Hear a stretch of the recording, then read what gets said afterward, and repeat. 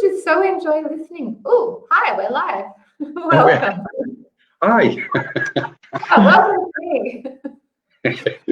Welcome everybody to Menorca Consciousness Group. We're going live with beautiful TJ from Luxor in Egypt. So thank you for everybody what's joining us today. We're going to be talking about part 2 of unraveling the threads of reality, if there is such a thing. So we're just going to bounce from one another regarding this change and the shift, etc., dimensions, ascension, whatever comes up. We've just decided to go with the flow and see where it takes us. So thank you for joining us, everybody. So just as we're making the introductions, I'd like to, again, I'm quite excited about this. So thank you so much for Tjoni for joining us. If it's okay, brilliant. If it's okay, Tjoni, I'd just like to, if you could tell us something about yourself and what's going on in your space. Sure, absolutely. We're getting a little bit of feedback actually. Oops. Yeah, thank you so much for having me on your show. It was so lovely chatting to you on my show last week. So, tag teams. So, hi everyone, my name's Tjoni and I've been living in Luxor, Egypt for 3 years now. We escaped Alcatraz, as we say, when we left Australia. So my background is basically, somebody called me a paradigm architect once, and I kind of like that term. So I'm basically a connector of people, connecting people to themselves, to each other, to their businesses, to the universe, to everything through creative and wellness practices. So a few of those services or products, I guess you could say. One is a Spirit of Business I've been running, which is a workshop connecting people literally to the energetic blueprint of their business, to align with it and align with the ancestors, the earth, all the things. That's one of the smaller projects. One of the larger projects is more of a global network, which is Inspiral. And this is basically an intentional business community using ideas around intentional living communities in order to create collaborative business projects in service to each other and the earth and everything in between. So I'm kind of a multi-dimensional everything, just, I don't know, weird hippie from Egypt. A weird hippie from Egypt. Oh, yeah? Did you say a weird hippie from Egypt?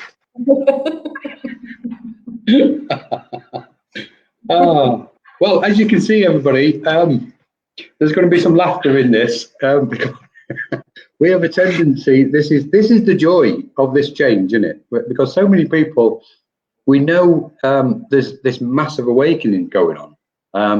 And even what people refer to as the dark night of the soul, they're undergoing the process of clearing the baggage, so to speak, offloading, etc. And yet I always, and I understand that and I respect it deeply, but I think we're guided by beings, whichever plane of existence or dimension we think they may or may not be on. And one of the underlying messages which they give us or send to us or try to inspire within us is to have that joy, is to feel the joy of this change and this transition and transformation. So as most people will see now, we have a tendency to laugh a lot. So the joy is here, and that's not disrespectful to what's going on the planet, where we know there's horrendous suffering and hate and pain and all sorts. That we carry that. I think humanity, we carry that as a whole and individually. So we can't say, okay, you know, I think the main thing is on the spiritual path is not to take ourselves too serious, and just lighten up a bit, because we have a tendency to kind of tighten up, and then we get more stressful when we're supposed to be doing the opposite, isn't it? So it's the laughter, I think, initially what helps us enjoy the journey of whatever we're doing.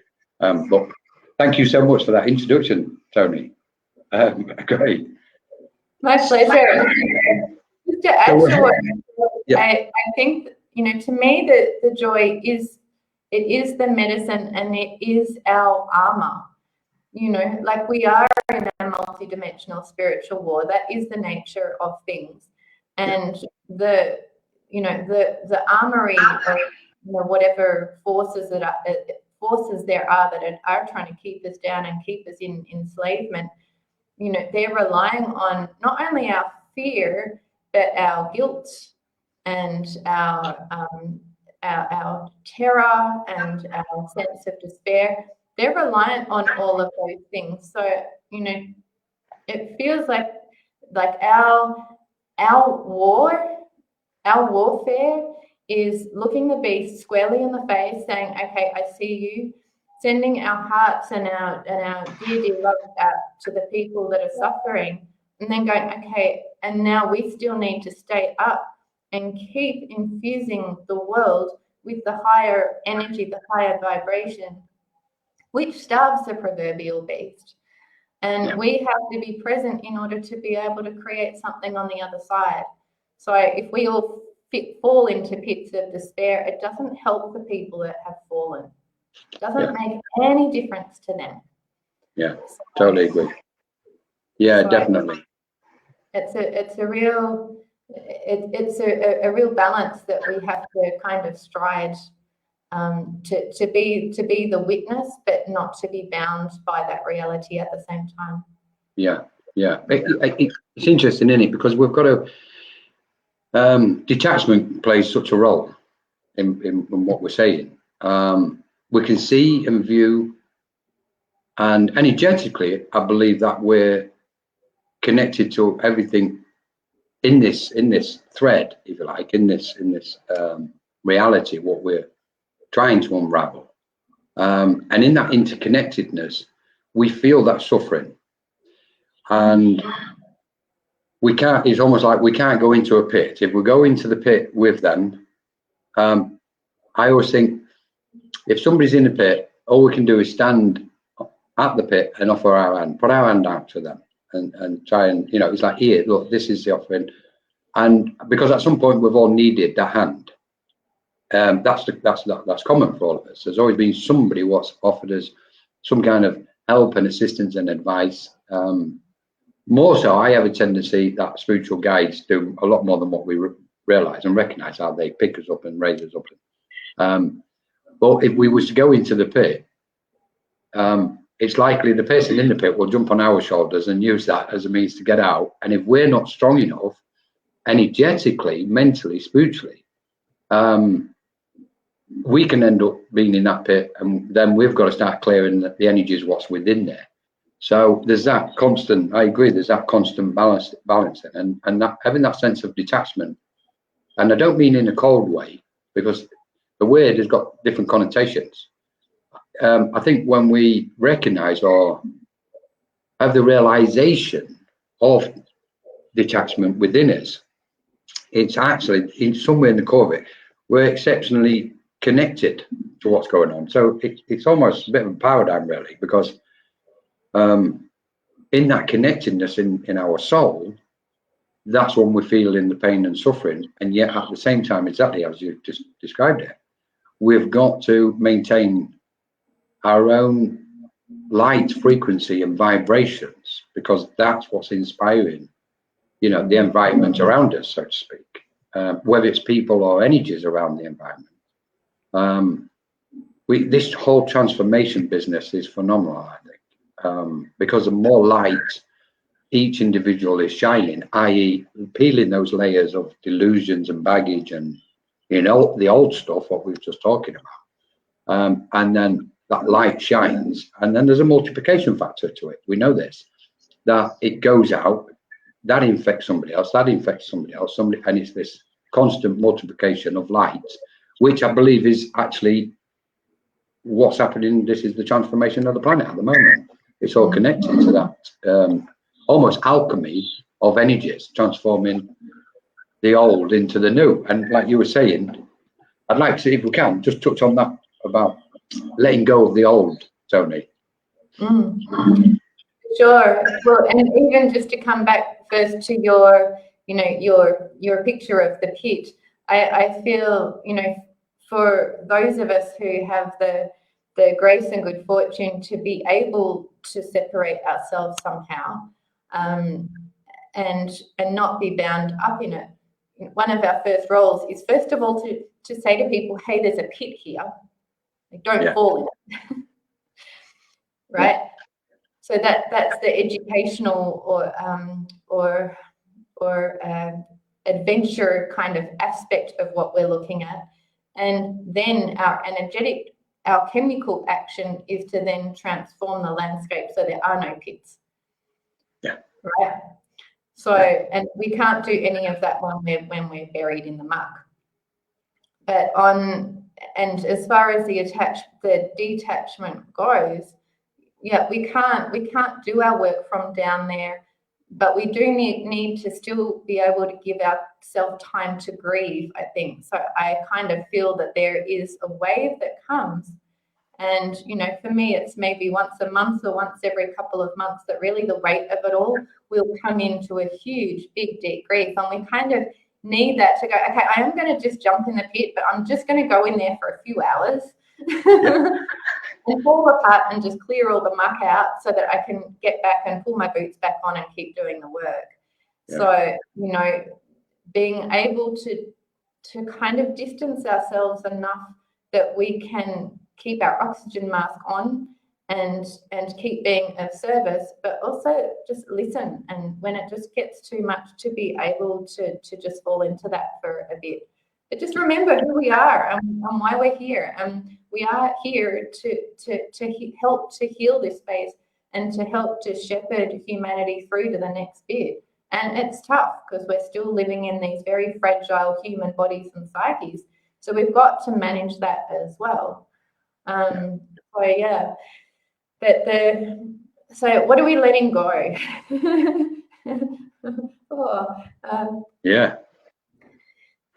Everything.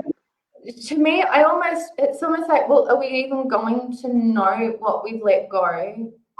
And before we hit the proverbial cliff, the proverbial precipice, right? So I've been feeling for quite some time that we've still got this long labor, this long birthing, basically. And now it feels like we're up to about 13 and a half months. So I'm feeling like January 2026, if we want to stick it on a timeline. Just my sense is that then we're going to have the flip of the uninversion of whatever this realm is.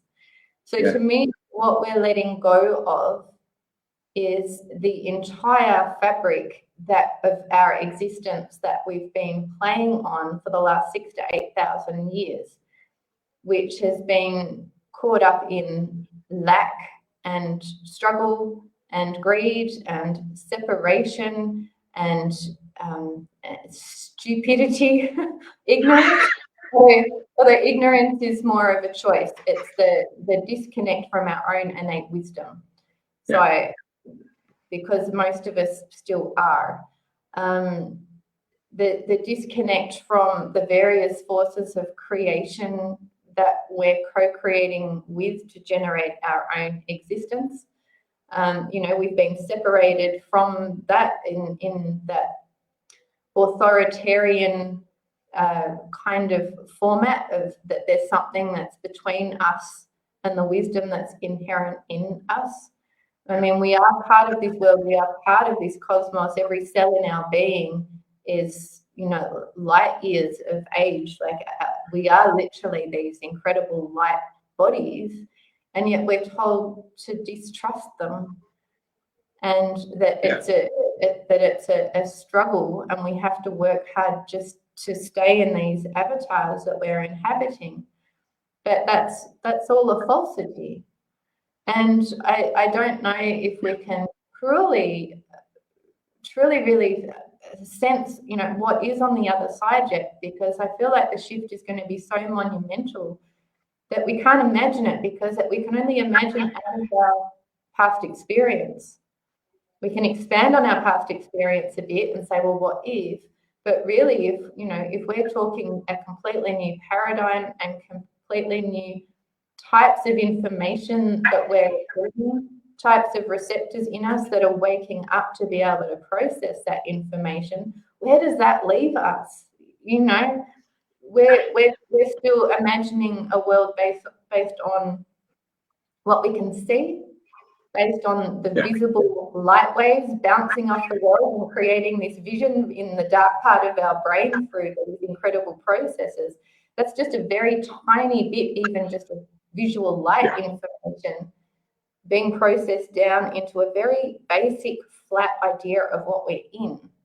So when our other senses switch on, how can we even create some kind of construct of what we're moving into if we don't even know what senses and what we're truly capable of, right? So it's so huge. But I guess the crux of it is really, for me, it comes back down to the feeling. Well, what's the feeling? Just expansion and connection and joy.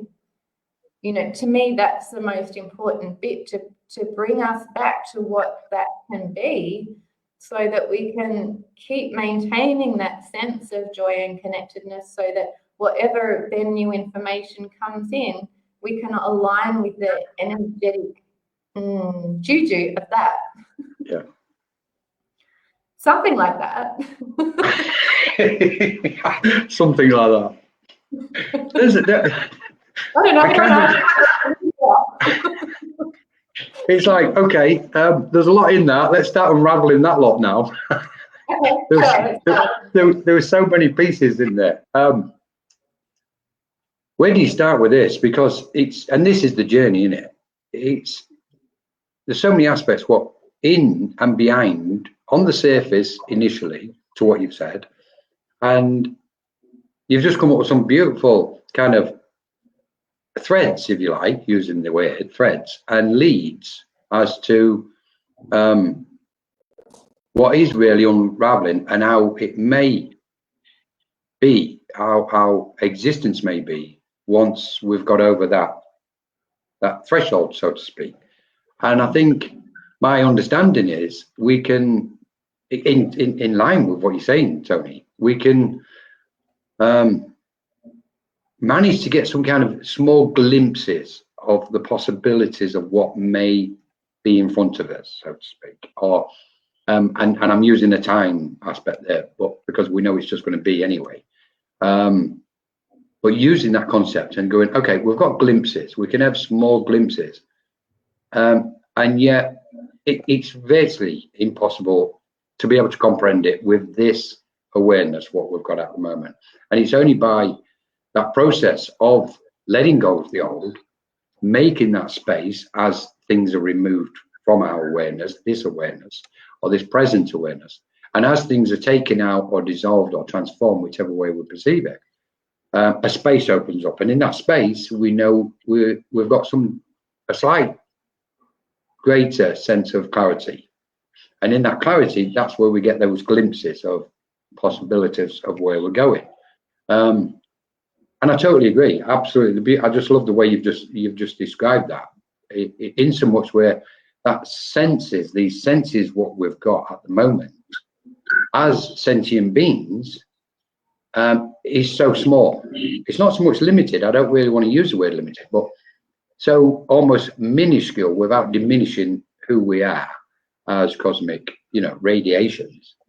And as we move through each experience and each moment, exactly again what you're saying, feeling our way through it, then it begins to unravel and unfold. And it's almost every moment becomes a joy when we perceive this shift in this way. I take my hat off to you for almost making a prediction for 2026 January. So I tend to be very cautious, but now you've chucked yours on the table, I'll chuck one in as well. It's very strange because I had this I thought to myself this morning, now am I going to mention next year or not? And it came in and I thought, okay, Let's see. And so now what you've almost, I don't know whether we can say we're always inspired. There's obviously several beams of light around this space at this minute as we're talking. So I perceive next year there's going to be a very, very significant event, 2025. And maybe that's in conjunction with the 2026. But in 2023, and I'm I'm ticking away thinking, I'm aware we're live here at the minute, but I'm still going to say it. There's no editing. There's no editing out on this, guys. So I think, yeah, I can safely say in 2023, I was made aware from whoever those wisdom beings, I'm going to say, which sounds elevating, but I don't mean it in that respect. But 2025, they was informing me there's going to be a very significant event in 2025, because I remember moving towards 2023 and going towards 2024. There's a lot of, because of obviously all the different events taking place, and there's like, right, 2024 is going to be major. And I remember sitting thinking, every time I heard it, it was like, guys, there's going to be ripples, but there's not a major event coming in 2024. And I had that going in. That was in 2023, and it was like, it's this one, the one I'm concerned with, or not. Maybe concern is there, but the one I'm very conscious and made aware of is 2025. I haven't got a clue what that will be. It could be on the same lines as COVID, where there's a lockdown, or there's, it has some kind of effect. I'm open and praying it's not. But at the same time, if there is, then it will probably create a new wave of awakenings on the planet, which is needed anyway. We know that's needed. And if it takes an event of that nature to create that next wave of spiritual awakenings for those what are not consciously on the path, so to speak, and I say that profoundly respectful to them, and that could be the indicator to what you're saying in January 2026 then, Tony. It's almost like, as we're unraveling it in one respect, new pieces are coming together, and we're starting to see the new fabric, so to speak. So it almost feels like a twilight, but it really needs to do that complete wash away of everything before we can start rebuilding. So, in my system, I am still feeling that we do have a lot more undoing of structure, and we. I've got about 5,000 thoughts all trying to make their way into one sentence. Quick, talk them out here. All the threads are weaving at once, and so that those major events I feel are going to still keep coming. I have a feeling, uneducated feeling that disclosure might be something to do with that, because that will really flip most people's minds upside down about our origins and all of that kind of stuff. Yes. And that would undo so much of the current narrative. So there has been a lot of talk in certain circles about disclosure happening next year. That might be it. It could be a lot of things, but I certainly feel like humanity in general is still bound by old patterns too much to really be able to step into the new yet. So, for us here, so much of our work is exploring new ways of working and creating and being together, so that when the proverbial stranglehold has been released, that those situations or those scenarios, those processes, those relationships are already in place so that we can hit the ground running. And I think that's what we're going to need to do. I feel like this is definitely a time of process, because so many people and organizations I know all over the world that have all been doing the good work, trying to create different scenarios of betterment for people on various levels. Nearly all of them have had promises and promises and promises of, financial support and so on for months, years, decades. Yeah. And there's no lack of resources. It's just the gate has been held closed. Yeah. And I don't think that that's coincidence. I think that there's some energetic holding pattern still in place that is halting that. But when the time is right, when the frequency is right, when our evolution as a collective is right, I feel like the floodgates will open. And if we don't know what to do with all of that resource, we're just going to start recreating what we did before. Yeah. And we're going to fall down, or we're just going to drown under it because we're not going to know how to structure things properly. So, there's part of the letting go is trying to get out of the left brain of needing to dream and plan and do and complete in some kind of linear time, because we think that we need to work in these timelines, and we keep structuring all of our things in these timelines, but it's just a big plate of spaghetti and we can't control it. Totally. And I think you mentioned time before, and I think time is one of the major constructs that's going to collapse. Yes. And once we're not functioning in that structure of time so much, again, our entire process of generating is going to shift, and our entire relationship to ourselves and each other is going to shift. So if we don't have time as a holding construct or a holding kind of pattern, then we start to function and awaken and feed and exercise and all of the things in tune with our bodies and in tune with whatever patterns and cycles are affecting us that are not on these little clocks. Yeah. And I think that we'll find then the same happens with the way that we do business and things like that. I mean, here everything runs on Egyptian time. I've heard people in other countries talking about like rubber time, like in a lot of the African countries, and they're not on the watch. It's rubber time, and so it's incredibly difficult and frustrating when we're trying to function in the Western paradigm still. Yes. Trying to get things done here when tomorrow, bokra, tomorrow might mean days or weeks or months or years. Yeah. Yeah. And I've got to confess, I've got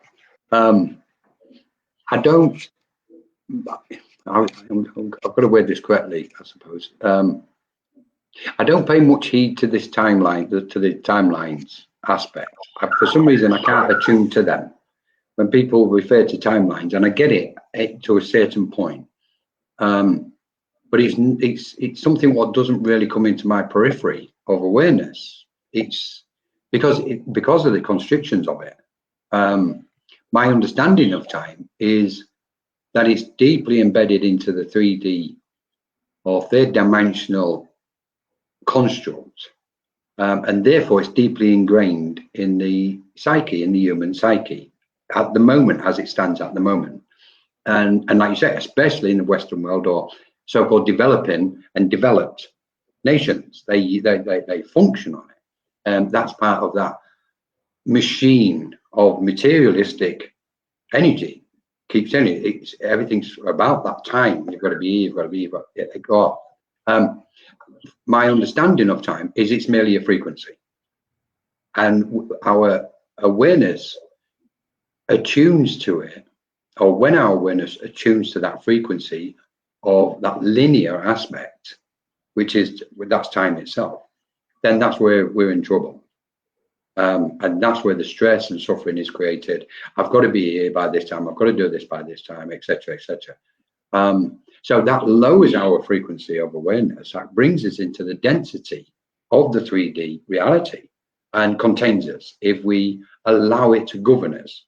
I have a tendency, I'm absolutely terrible. I've always been terrible with time. Terrible. It's like somebody say, what time are we starting? I go, Chico time.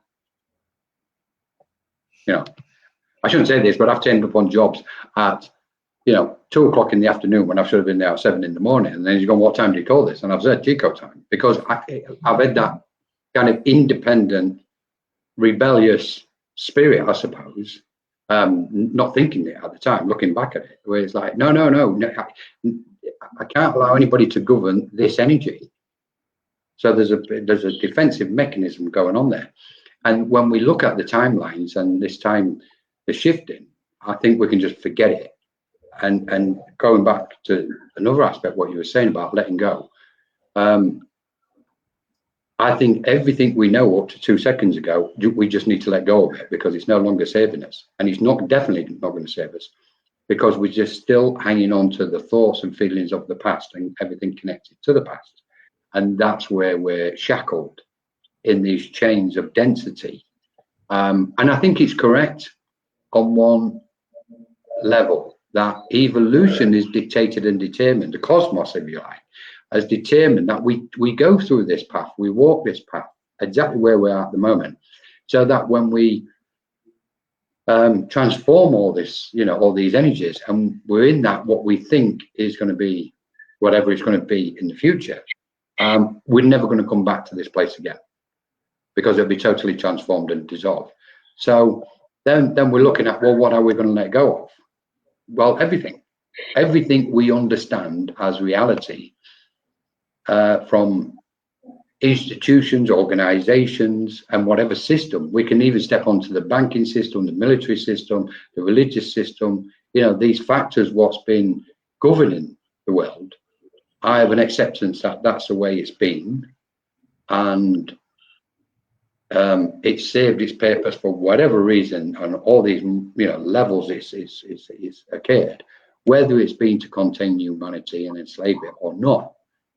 In a way, I believe we've chosen it all together as a collective source of beings of light, and we've gone, this is where we are. We need to get into that density, put our souls into that space, in the physical, use the physical body as a vehicle to move around, and unfold that light, and let's get it generated now, because the time is now. The cosmos is dictating, this is a cosmic event. It's happening in different realms, different dimensions, different planets and planetary systems, and therefore we go, okay, what do I need to let go of? Everything. What do you mean everything? Every single thing, every emotion you've got at the moment, every thought you've got at the moment, because that will give us the clarity, and having that clarity, it's just like emptying the room in the house, isn't it? You know, we have every sort of spring cleaning is classic, isn't it? Oh, why do we wait till spring to clean the house? It's like, let's do it every day. Let's clear this, and the space around us, our field of energy of who we are, and whether we refer to it as energies, particles, atoms, thoughts, emotions, goes back to what you were saying earlier. In a way, we can't really comprehend what it is at the moment and what it will be like in the future.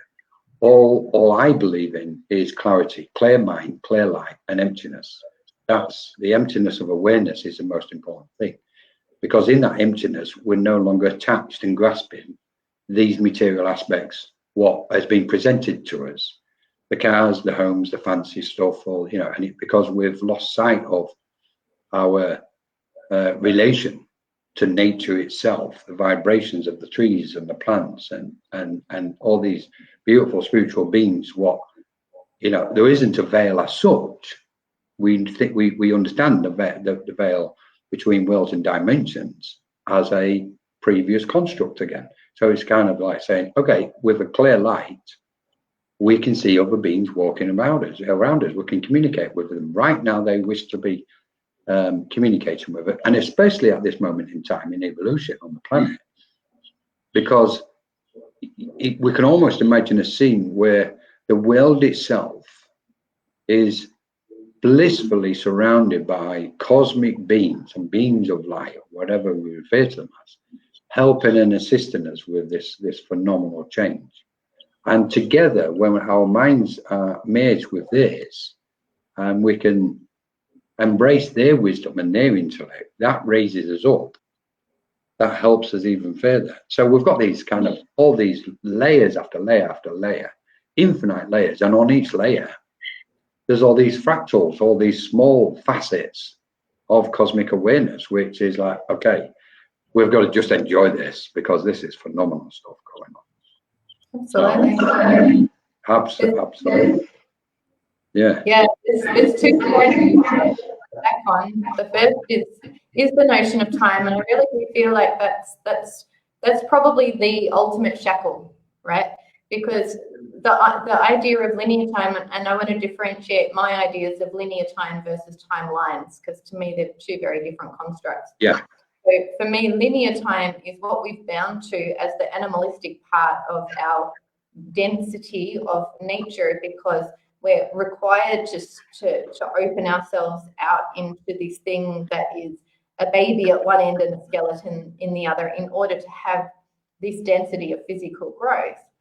But that's just the animalistic part of us. The part of us that, you know, I have a sense that we have been spliced and diced with genetically with beings from, you know, that are not of this density. And so that to me is the part of us that has these other senses and this other way of creating that is not bound in this density of timeline. The idea of a linear timeline, it gives us a sense of limitation and something that is finite that will run out. Yes.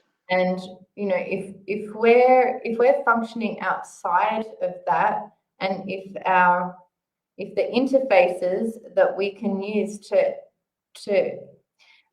relate to different forms of information are not bound as they are currently, then we can more easily communicate with all of the parts of us that are not bound by time. We might call them ghosts or spirits or things like that. They're simply us that's just not in this bit of time, right? Yeah. Yes. So, you know, so there's that you know, everything is limited and yet we're not. And so that sense of limitation then feeds into every aspect of our world, because we're all bound by this finite little bit of life. And we are infinite and expansive. And there was another thing that you just pointed to in your last couple of sentences that I wanted to jump on as well. And I think it's gone, and I'm going to have to come back to it. Beings of light around the planet. The beings of light around the planet. Something of that nature. It's gone. Yeah. It'll come back. I have to write things down, or they just like disappear.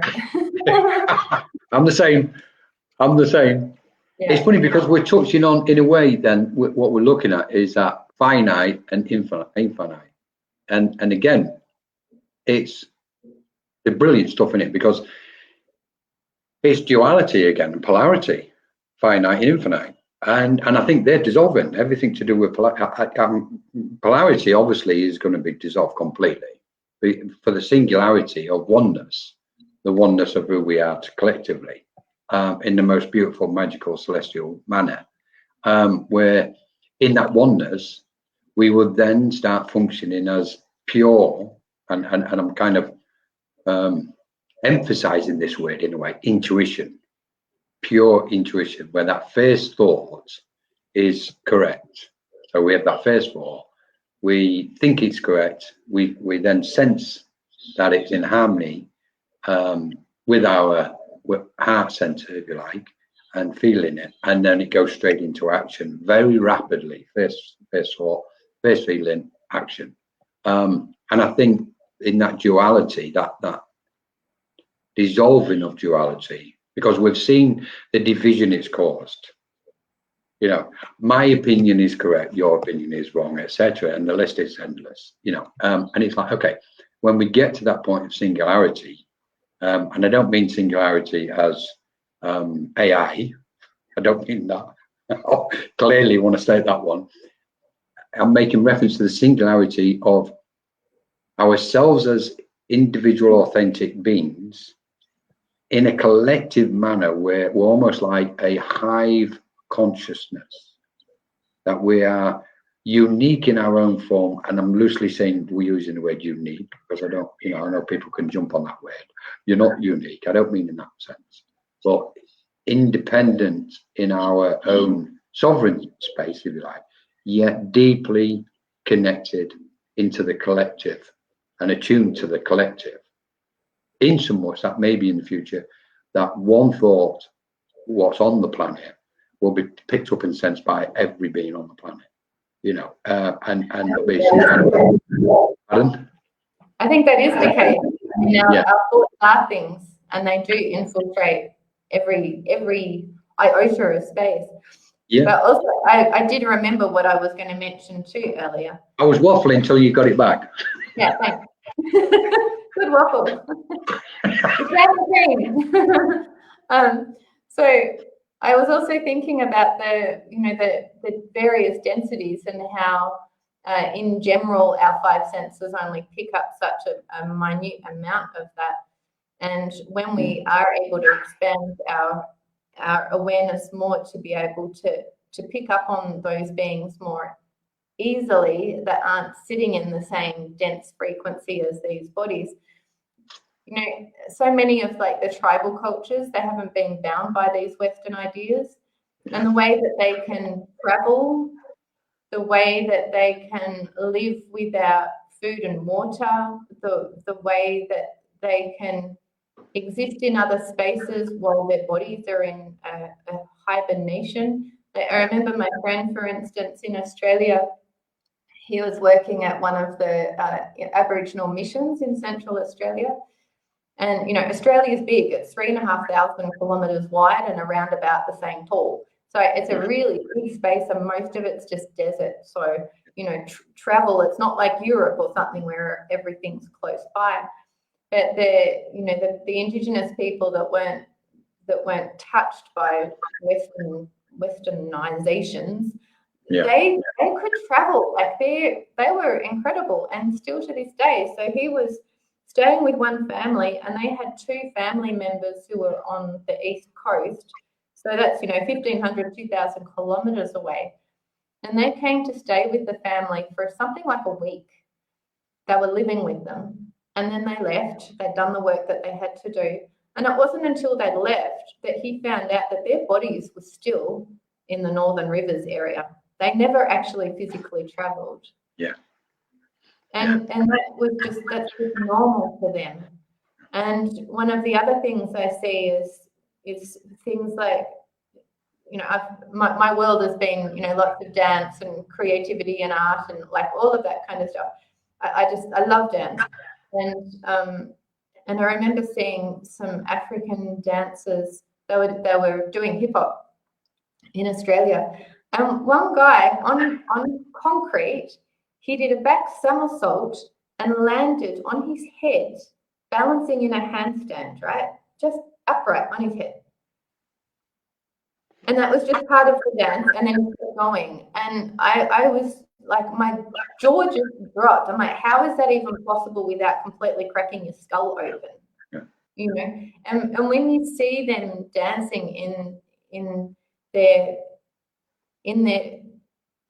natural essence, it's almost like they're stringed up by a connected string, and their bodies are just moving and without weight. It's like they don't have the same agreements with gravity that we do. It's phenomenal. Yeah. So I studied African dance for years and years, and it just never ceased to amaze me just what they could actually do with their bodies. I just feel like, as we lose our hold on what we think is possible, and I think this is one of the key things actually. What do we need to let go of? What we think is actually possible. Yes. Because then we're limitless, and we see in so many different art forms, the idea of standing on the shoulders of giants, the leaps in the level of skill that I've seen just in the last 10 years has been mind-blowing. Yeah. And it's just spiraling out and out, like the level of growth and evolution of these things is just out of control. Yeah. So the things that I used to be quite proficient at, I see people 10 years later, I'm like, I have no idea what they're doing and how they're doing it. No clue. Incredible. Absolutely incredible. I think you've just touched on a good point there. You've just reminded me, or kind of inspired a thought to come back up again, which is the attachment of the mind to the body, this attachment, what we have. And I don't know, I need to word this correctly. I think and I believe that as this process, this shift in expansion and ascension continues, it's clear we're losing the sense, the deeply ingrained sense of attachment within to the body, to the physical body, to the physical atoms and particles. Again, that's another aspect what's been holding us back. We've always heard of it's mind over matter, you know. That has always, and in a way, for some people, it's been a mystery. It's like, well, what do you mean it's mind over matter? And there you've just made a reference to a classic example of what it means, that we are so attached to the physical body, innocently from our own side, because it's just felt normal to us to be whatever it is. I mean, pardon? It's what we've been sold. Yes, that's right. Yeah, and that's the innocence, isn't it? Because it's innocent in a way. We're being innocent to it, but at the same time, that's been actually encouraged, you know, by you know, minds or whatever, for whatever intention there is, which we can say for another one. Anyway, so I'm just wondering, brilliant. So just to everybody who's watching, thank you so much. I know we've got some questions and thoughts, so if it's okay, there we go. We'd just like to put them up then. If you're all right with this, let's have a look at some of these questions and views, Tjoni, if that's okay. So do you feel that people need to be reminded of their own power to save the cosmic waves and to let go of that which needs to be dissolved without fear of the unknown, which is unfolding, whilst further awareness and clarity is realized? That's from Susan Townsend. Thank you so much, Sue, for your question. So, one for you then, Tjoni. Well, yeah, beautiful question. Thank you. My sense is that coming back to the self, coming back to that joy that we were talking about at the very start, coming back to the parts of our self and the parts of our experience that do uplift us. To me, just like tuning into the internal energy of that, the internal sensation of that, is probably the most important thing. Like that is our own power. Our own power is literally feeding the thoughts that then feed the positive energy within us. And so then the unknown, it doesn't matter, because the unknown are simply maybe the facts and figures and fragments of reality out there that can or cannot come in and infiltrate us. So, you know, the mind over matter, as you just brought up before, Colin, to me is probably, you know, one of the key aspects of just not knowing what's out there. And I have no clue what we're in. All I know is what thoughts and actions are helpful for me to stay whole. And the key to that is, if I feel expanded within that, I'm probably on the right track. As soon as I feel contraction coming in, then I feel like I'm off track.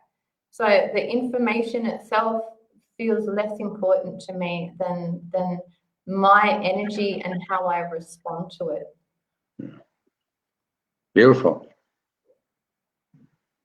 Yeah, thank you. Pardon? What's your thought? Mine. Well, do people feel? Do you feel that people need to be reminded? I think. Thank you for putting it back up. Of their own power. I think what happens is, as we, as the light individually and collectively continues to emanate and be transmitted into this space, this environment we call the earth or the earth plane, that's naturally inspiring people to recognize their own power, so to speak. And I think what we do, even subconsciously, maybe often without realizing we're actually doing it, which sometimes is probably the best thing anyway, that maybe we each inspire in that essence of being present somewhere, another soul or another light to do what they feel is necessary or required. And when we do it in that way, I absolutely love it, because it's naturally flowing. This is nature, and the nature of frequencies moving in their own form. And the reason why I love it is because the ego is not involved in it. The ego is no longer saying, I'm going to help this people or this person, or I help them, or in this. And it's the ego and the I is kicking in. So when it happens naturally, the I is not present. So this is, for me, a beautiful way of how we maybe just reflect, or subconsciously, without being conscious, that there's an inspiration there what people can pick up on. Maybe like this conversation now, at some point somebody's going to be watching the conversation, and yourself and myself, Tony, we've just gone, okay, let's just have a chat and let's go live, for whatever reason. And yet it's possibly going to do exactly what Sue's referring to here. It's going to empower somebody, or they're going to feel it. Exactly.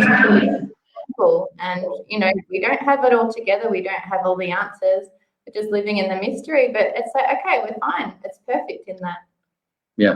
I think I think the big one, along with what Sue was saying, what she mentioned, I think that this letting go, the letting go aspect is like we were saying at the very beginning. I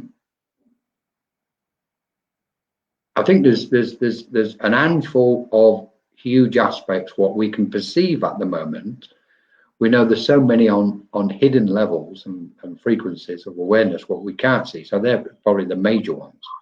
But consciously, the ones we're seeing, letting go is probably one of the big five what's on the planet at the moment. And time is one of them as well.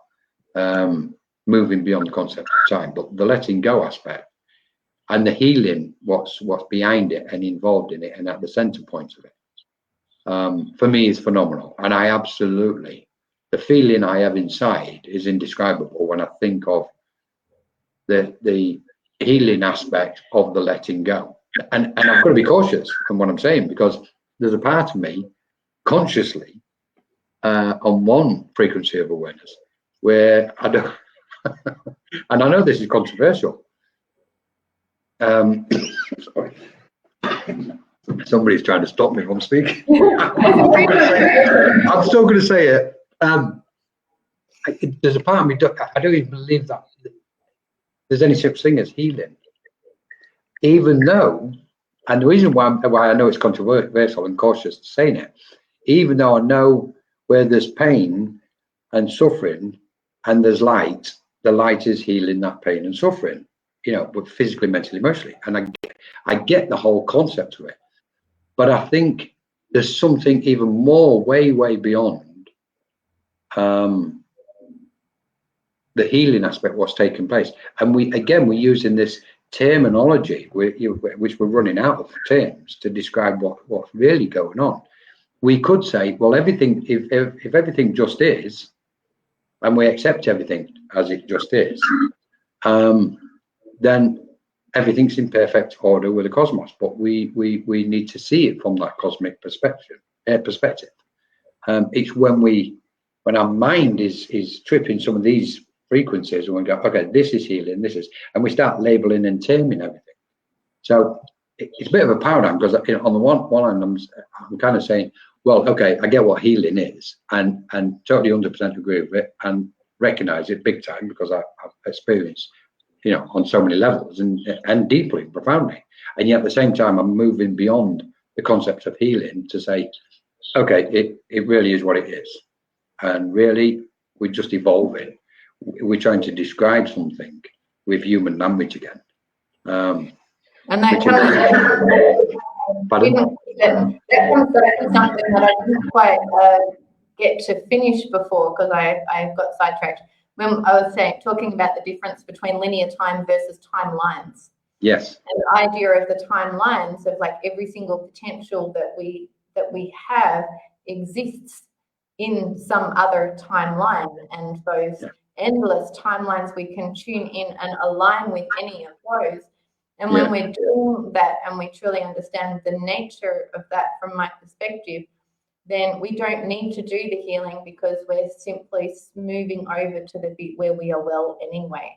Yes. And so then it simply becomes a matter of choice. But because we've been bound in this idea of the drudgery and the, you know, needing to do all the deep work and hang out in the muck and do the dark night of the soul umpteen times, we're kind of bound in these kind of patterns. But I think part of our ultimate evolution and part of our letting go of the more animalistic, dense part of ourselves includes letting go of the adherence to this one path that we've been on. Yes. Yeah. And the people that I know that are like manifestors, for want of a better word, you know, they find it easy because then they're not having to generate material goods. They're simply moving to the timeline where it exists anyway. And they're not needing to heal their bodies because they're just shifting to the body where they just were always well anyway. Yes. Yeah. And but then that there's some responsibility in that can kind of be scary, because our experience then literally is following our thoughts at any time, and so we don't have any solid kind of cohesion. So we need to be mindful of our inner world all the time. Sorry. On that note, we've got about 4 minutes left, if that's okay. Sure. And then we'll get wrapped up. So if anybody's got any more questions they'd like to ask us, Kim, I'm working on helping others out of the pit without ending in the pit myself. I need to work on that detachment and not jeopardizing myself. Brilliant comment, Kim. Tjoni. Well, I feel like we just touched on that before. You know, we need to just lead by example, and so we can't put our hands in a pit and draw somebody out for several reasons. One is we will end up getting pulled in ourselves. We need to put our own oxygen mask on ourselves and just remain there as beacons of light to inspire other people to be able to crawl out themselves. Otherwise, we end up creating binds, and they're bound to us. And, you know, we have a piece of rope, and if they decide to jump back in the pit, it's like, okay. We're back in with you. So to me, that's not our job. It's not our job to pull them out. It's our job to remain examples of how they can pull themselves out. And that inspires them to come out themselves. Brilliant. Love it. And then they're self-sufficient and self-empowered. They become their own beacons of light. Which we all need, don't we? We all just need it. Hey, Amina. There she is. Hello. Sorry, I keep calling you Amina. How has this ability to manifest played out in your loves? In your loves or your lives? I can't touch what I can't go anywhere near my loves, so I'll presume it's life. Well, okay. So one key aspect of that actually is when I'm not attached to Lysia. Thank you. When we're not attached to the outcomes and attached to the struggle, I find things come super easily. One example is when I was in Bali, and I found in Bali the connection between a thought and it coming into our reality was super, like, lightning fast. And so I was working with a company there, and I was organizing all of the activities for the staff. And so all the wellness activities and creative activities and stuff like that. And, you know, things would happen, like I'd think, I really have a Kundalini yoga teacher to come and teach our staff. And meanwhile, like, some woman would be coming to me, and before I'd even had the thought, she'd be like, hi, what are you guys doing here? You look really interesting. I'm a Kundalini yoga teacher, and I've got some spare time. Like, it was this kind of thing, right? Of just the random daydreaming, oh, wouldn't it be nice kind of thoughts. that don't have any tension, they just come in so easily. And now, you know, being here in Luxor, since we've decided to create, you know, the start of a community here, well, all of a sudden the spaces are coming in so easily, and the people are coming in so easily, and you know, everything's just, it's like the angel mechanics of the universe that are just bringing all of the different ingredients that we need. They're all busy at work. Yeah. They're busy at work, bringing everything to us, so we don't have to. Yeah. So we don't have to struggle so hard. So we take the action of our intent, and we do the little actions to help build those dreams, and then let the universe do the rest of it. Love it. That's how I found it. Absolutely, I totally agree. Yeah, I have, where manifestation is, I never really use it. I've got to confess, I never consciously use anything to do with manifestation. I have a tendency that if we let go of all sense of control, the universe and cosmos will present it. That is it. I think the biggest issue humanity's got at this moment is that grasping and need of control. And from my own personal experience from day one was, and it was the lesson what was in this. In fact, it wasn't even a lesson, it was just the knowledge and eventually the knowing of it. That our big issue is controlling. We've got on so many subtle levels within our being. And once that control is gone, and I mean kind of dissolve completely in its space, because obviously there's a space open up, in that clear space is acceptance. And when we move with acceptance, we know the light has got its pure intentions anyway. That's already kind of emitting its own signals. And in that, what's meant for us will be placed directly in front of us and ripen and arise in front of it as and when we need it. Exactly as you've just described it, almost the same, Tjoni, where, you know, I need somebody to teach Kundalini, and there she is just floating by. It's like, you know, it's like I haven't intentionally gone looking for it, you know, because I think, on a footnote, I think even intention is an interesting concept, what maybe we can discuss on another occasion. Because I think that word itself, intention and manifestation, and possibly even the word creative and creativity, they're subjects what really need opening up and unraveling, I think, for us to have a look at and dive deeper into it. But anyway, so maybe we can do a deep dive in that. But just quickly, I'm gonna just have one extra question on how to resolve how to release the tension, and very briefly a couple of things that I do on that. One is any of the exercises such as Psyche and things like that to balance out the left and right side of the brain, because I feel a lot of the tension comes from that left side direction, need to try and figure things out. So, you know, there's the cross crawl that I showed under actually, and a few different things like that. Anything that we can do to balance out the brain. Some of the other stuff, I find the ancestral work is just so incredibly important, because they're still keeping us bound to those old conditions. So even all the subconscious work we do to be able to unravel all of that stuff, if they are still holding us in place, it's going to keep on creating that tension. So yeah, as far as processes go, I tend to find Psyche is really quite helpful in that. Yeah, that's just a couple of quick things, but we can definitely do a deep dive in that kind of brilliant. Just quickly, if I may add to that, Tjoni, before we wrap up, how can we clear the tension? Stillness. Stillness is the key. Stillness is the key, possibly, to the new horizons, as we may say. But stillness, we know when we meditate, initially, within them first few moments, just by meditating, whether it's a visualization or focusing our concentration, etc., we can sense the body almost drop slightly, and that's a release of pressure and tension. When we go deeper with it and enter the stillness within, and that's a journey on its own. So you know, it's kind of training the mind to get into that pure stillness.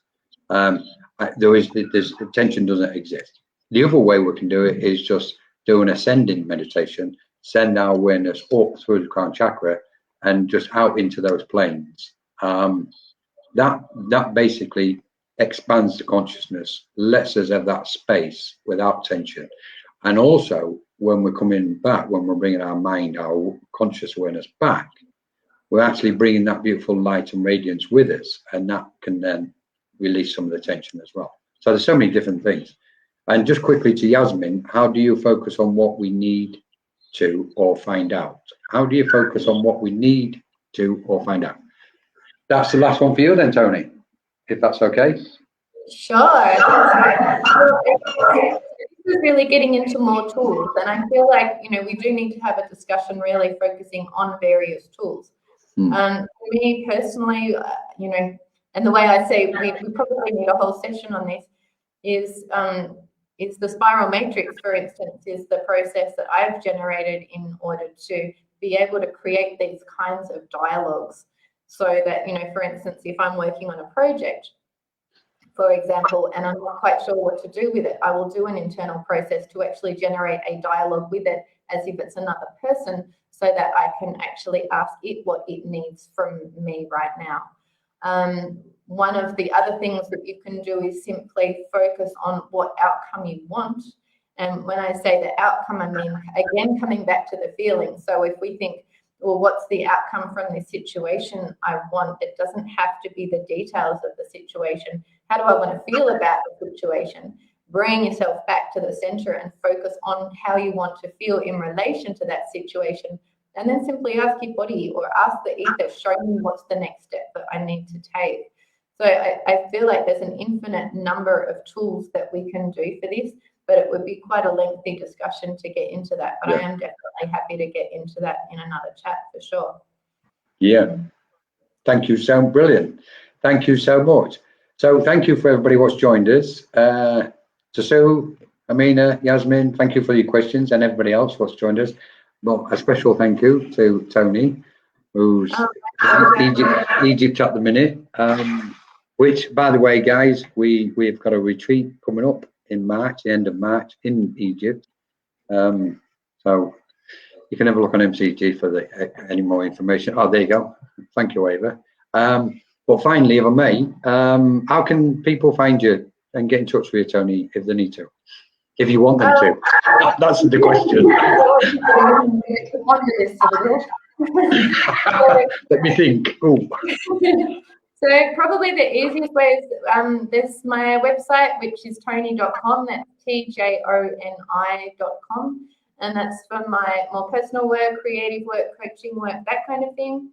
If you're interested in more of the community-based operations, then inspiral.org. Now, this is still in nappies, and it's been in nappies for many, many years because I keep rebuilding it.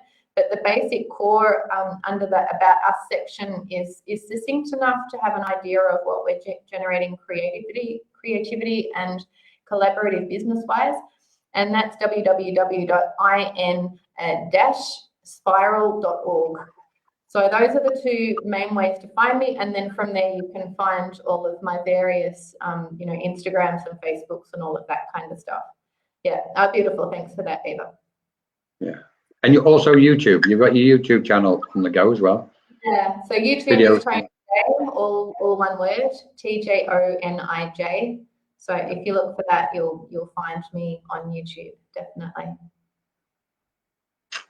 Loved it. Thank you so very much, Tjoni. Absolutely. Thank you so much. Thank you to everybody for joining us. Hopefully we're going to be back very, very soon. Again, may the unraveling continue. If Tjoni will go ahead, we'll figure the next one out. Hopefully people. Yeah, definitely. Unraveling. So thank you so much, Colin, and thank you so much, Ava, for holding us together. Thank you, everybody, and lots of love, and we'll see you all very soon. Take care. Have a beautiful day, morning, afternoon, or evening, wherever you may be in this vastness of the cosmos. No, thank you so much. We don't have time. Just have a beautiful moment. Yeah, that one. Thank you. Yeah, great then.